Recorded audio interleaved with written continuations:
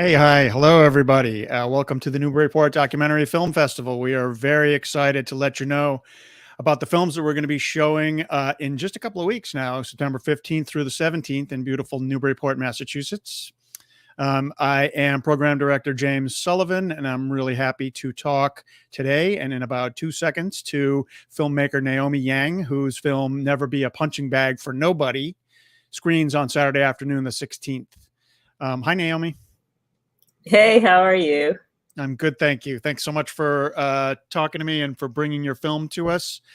We were just laughing before we got on camera about an elevator pitch. Your film has multiple layers to it. Your film, I love your film. It's gorgeous and really thoughtful.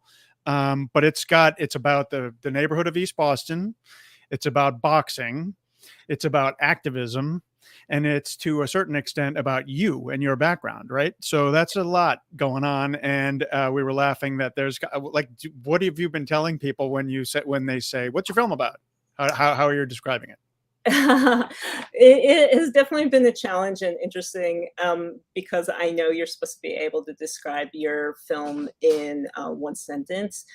But I have been saying it's about my going to East Boston and learning, taking up boxing by accident. Right. And then because of being there in the neighborhood, learning about the history of the neighborhood, about the history of activism in the neighborhood, especially around airport issues, and learning about why I got interested in boxing and learning about fighting back in general.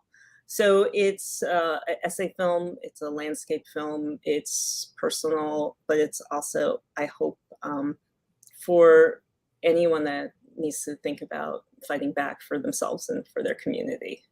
Right. And it's certainly not just for Bostonians or people who know what East Boston is, or the fact that they went through the whole Logan Airport debate, about expanding Logan and all of that is covered in the film, but it's a beautiful film for anyone, anywhere. Yeah. I mean, I found that a little confusing that it is very rooted in the local, very rooted in Boston. But to me, um, I watch films from all over the world, and I don't feel like you have to be a resident, you have to be, you know, live in that place in that time for a film to say something to you or move you. So it's interesting to me that people always imagine that it's a local film, and I guess it is, especially because we're here.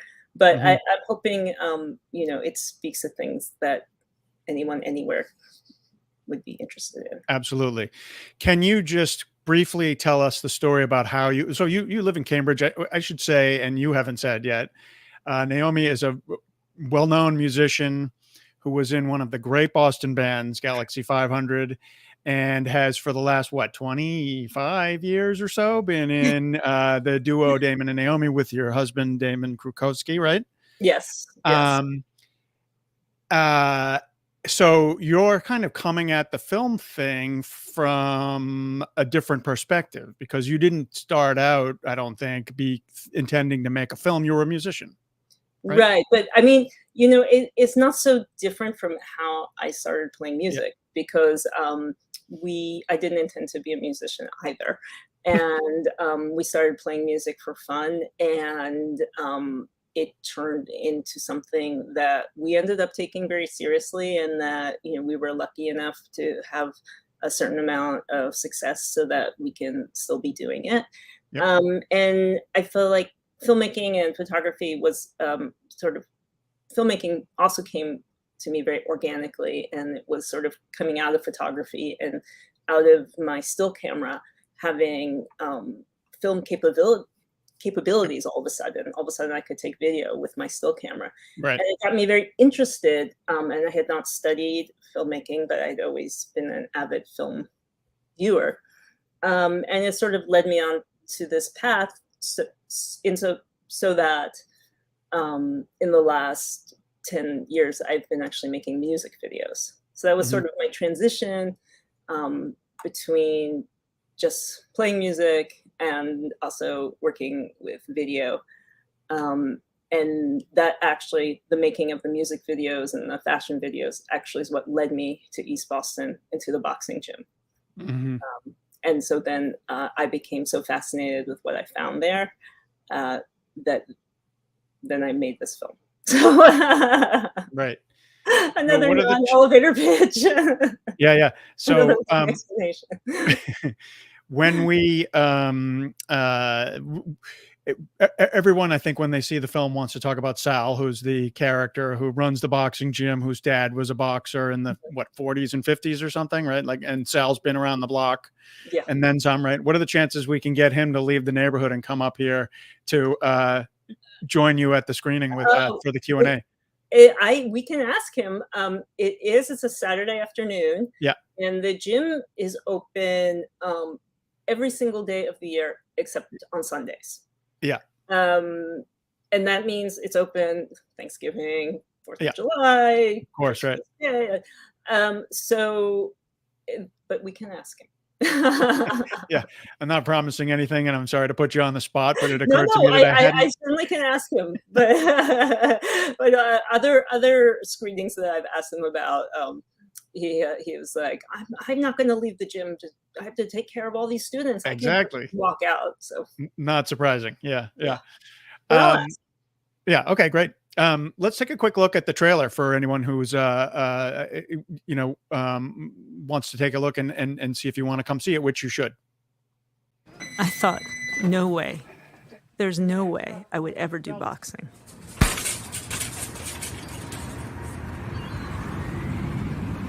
I found myself in East Boston, in the neighborhoods surrounding Logan Airport. There I met Sal Bartolo Jr. Now, what do you get your legs doing?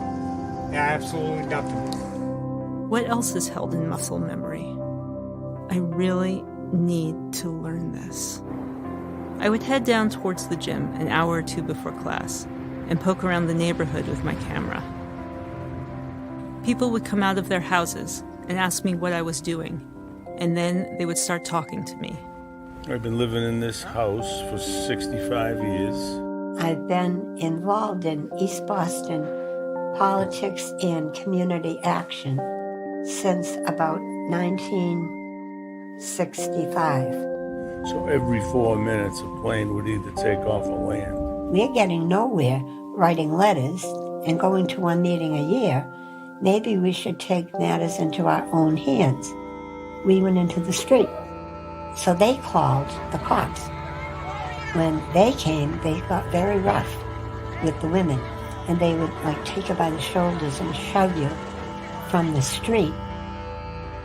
Either fight or go home.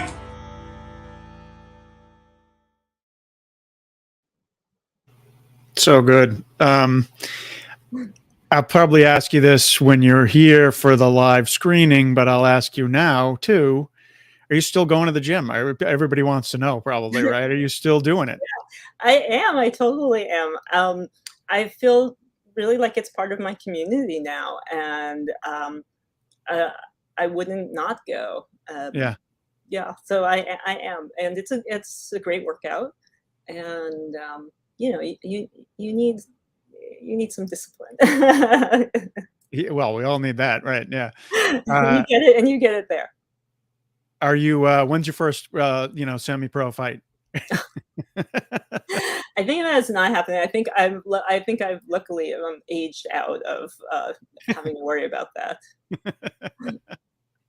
And you did the music for the film too, right? I did, which was really, really exciting to do, and it was the first time that I just did the music entirely on my own without band members, and I just felt like sort of the intimacy of making the film, literally like on this computer that I'm sitting at now in this room, and you can even see I have a synth here, and which is not what I use, but it just felt like part of the making of it, and I didn't want to sort of take it out and have it be part of a band project. Yeah. Did it feel almost like too intimate or too much your own thing to ask Damon and other musicians to participate in making the soundtrack? I mean, there's definitely a poetic quality to the film that comes through in the music too. And I'm wondering if you felt like, sort of possessive of that a little bit, or maybe, Yeah, I think that's maybe a good explanation, because I really was, I love collaborating so much, but I really had a very strong sense of what I wanted. Mhm. And I wanted to be responding kind of in real time to the film edit, and which I knew so well. Mhm. Uh, so yeah, I kind of wanted to just keep it simple and do it myself. But of course, I was working with this fantastic sound designer the whole Mhm. time, Ian Koss, and I knew that our collaboration, he would bring it in and mix it in so beautifully and weave it Mhm. in. And Right. his specialty is audio for podcasts. So Mhm. I think that's another really nice thing, and maybe sort of a little unusual, is that I feel like the soundscape of the film Mhm. is really very rich, because you can almost just listen. I wanted you to be able to listen and know what was going on, and not, because I wasn't always syncing the footage, one to one with what I was talking about and what you were seeing. So I wanted the soundscape to be rich enough that it could carry you through, even Right. if I was showing something different. Right. Well, we're really thrilled that you're bringing the film up here to the North Shore, and Yeah, we look forward to seeing you when you get here. Thanks for taking the time today to talk, and thank you. um, yeah, and And we can ask Sal and see what he says. just I mean, I'm sure if he says hell no, that whatever, however he phrases that, it'll be worth it. Hearing about. I'll try and get it on camera, because it will certainly be colorful, however he puts it. Exactly. Right. Exactly. All right. Well, we'll see you in a couple of weeks. Okay, thank you. Thanks again, Naomi. And we're just going to take a moment to thank our sponsors as always. We'll see you soon at the film festival.